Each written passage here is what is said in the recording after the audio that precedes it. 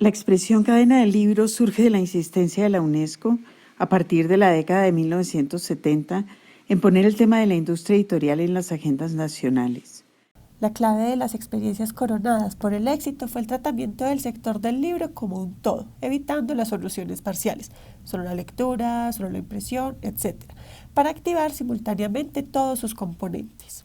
De acuerdo con los funcionarios de la UNESCO, muchas de las iniciativas tendientes a fomentar la producción y la distribución de libros en los países en desarrollo habían fracasado hasta ese momento por la ausencia de una concepción más integral de las relaciones internas entre los diversos componentes del mundo del libro: la creación literaria, la función editorial, la impresión y fabricación de libros, la venta en librerías y la distribución, la lectura y las bibliotecas. En esta cadena existen unas dinámicas internas, una lógica estructural y la supervivencia de cada uno de los componentes está condicionada a la de los demás. La expresión sella la idea, que habrá de aparecer en las políticas públicas nacionales, de que la actividad editorial es una actividad industrial que debe obedecer a las mismas lógicas de producción en serie de cualquier otro producto, y que debe acomodarse a la estandarización y a la división del trabajo propias de la producción en masa. Robert Darnton, uno de los pioneros de la historia del libro, descubrió en sus primeras pesquisas que los componentes del proceso editorial están interrelacionados. El historiador volcó la idea de cadena del libro en un diagrama que denominó circuito de las comunicaciones, en el que intentaba trazar las fases de un proceso concreto que conectaba a los autores con los lectores por medio de una serie de etapas claramente vinculadas. Darnton pretendía señalar la importancia de estudiar el libro a partir de esas conexiones y no como una unidad autosuficiente. Este diagrama ha sido reconstruido y corregido muchas veces por otros estudiosos, pero sin cambiar los hitos esenciales de toda actividad editorial: la actividad creativa, la actividad editorial, la actividad lectora. Estos hitos no cambian, pero las relaciones entre ellos sí. Veamos cómo funcionan en la industria editorial tradicional. La creación es el área más problemática de la cadena del libro porque sucede por fuera de la cadena. El misterio con que aún no se puede rodear los procesos de creación encubre lo evidente: que nadie remunera el trabajo escrito. Preferimos pensar que este sucede en un mundo mágico, donde hay musas y una inspiración esquiva. La carrera literaria crece y se fortalece en la marginalidad. Cuando el creador considera que su trabajo está terminado, busca una puerta de ingreso al mundo editorial. Estas puertas son escasas, difíciles de encontrar y en ocasiones completamente inaccesibles. A comienzos del siglo XX, el escritor podía optar por acosar al editor hasta que éste aceptara leer sus textos o podía enviar una copia por correo, pero eso ya no sucede. La mayor parte de las editoriales no recibe manuscritos no solicitados y la industria editorial prefiere trabajar con agentes, que han adoptado formas de trabajo muy similares a las de los buscadores de talentos en el mundo deportivo y rondan los festivales y los encuentros literarios de alcurnia. El resultado es que la actividad creadora carece de valor hasta que una casa editorial la comercializa, y aún entonces el sustento del escritor sigue siendo un interrogante. En Estados Unidos, poquísimos escritores logran vivir de su trabajo. En Colombia, la situación de los escritores es aún más precaria. Si un escritor dedica, digamos, 2 años a escribir una novela y tiene la suerte de que un editor decida publicarla, lo más posible es que al cabo de un año la escritora acabe recibiendo por concepto de derechos de autor entre 1 y 2 millones de pesos.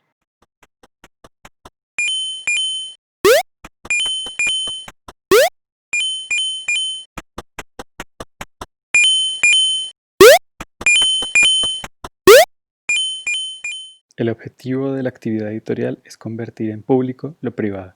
El editor fue la figura más prestigiosa del mundo editorial del siglo XX, en parte gracias a la indefinición del estatus económico del creador. El editor se convirtió en un hacedor de genios, máximo prescriptor de la escena literaria, mágicamente despojado de cualquier asociación con la operación comercial en la que durante cientos de años estuvo inmerso. La relación del editor con el creador es doble. Por una parte, como representante de la industria ante el creador, el editor se encarga de negociar los términos de la publicación de la obra. Ante la empresa que representa, el editor es el responsable de la inversión en una obra. Ante el creador, el editor es responsable de la llegada del texto a manos del público. Es tarea del editor acomodar la obra a las exigencias de la industria para que la inversión no se pierda. Es exactamente eso lo que debe hacer un editor al convertir un texto en un libro comercializable. La actividad editorial primordial es la coordinación de los diferentes actores involucrados en el proceso de llegar desde el escritorio del creador hasta los anaqueles de las librerías. En la edición industrial tradicional, dicho proceso incluye las siguientes etapas. La primera es la elaboración del presupuesto. Antes de empezar, la editorial debe decidir en qué colección incluirá el texto. Las características de la colección serán las características básicas del libro: tamaño, encuadernación, tipo de papel. Es cada vez más común decidir en este momento si habrá un ebook. También se decide cuántos ejemplares se imprimirán en la primera edición y qué presupuesto se invertirá en el mercadeo.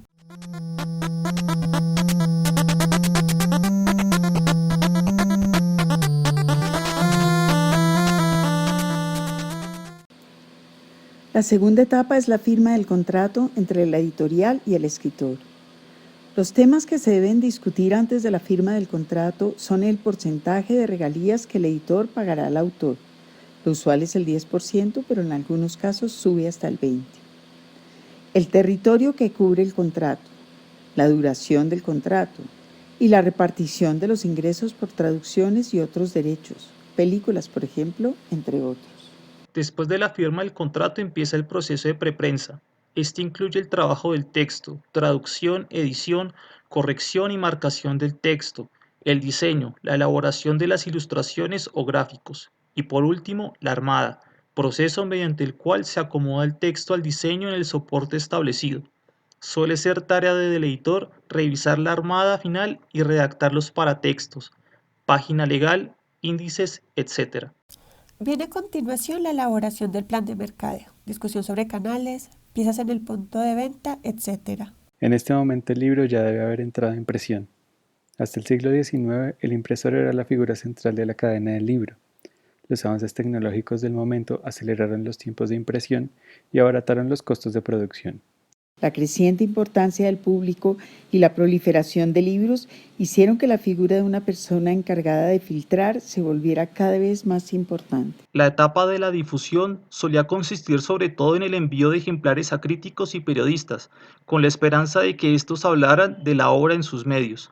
Pero la relación acomodadiza o francamente subordinada de la gran prensa y las editoriales ha generado cuestionamientos duros por parte de los lectores que acaban socavando el papel de la crítica y de los premios literarios. Los libros impresos se envían a un distribuidor, cuando éste forma parte de la cadena, o directamente a las librerías. Usualmente las editoriales privilegian las cadenas de librerías sobre las más pequeñas.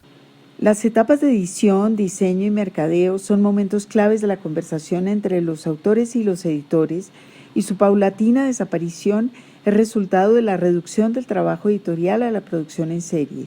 Muchas editoriales industriales, por ejemplo, pagan un diseño único y empacan ahí todos los textos.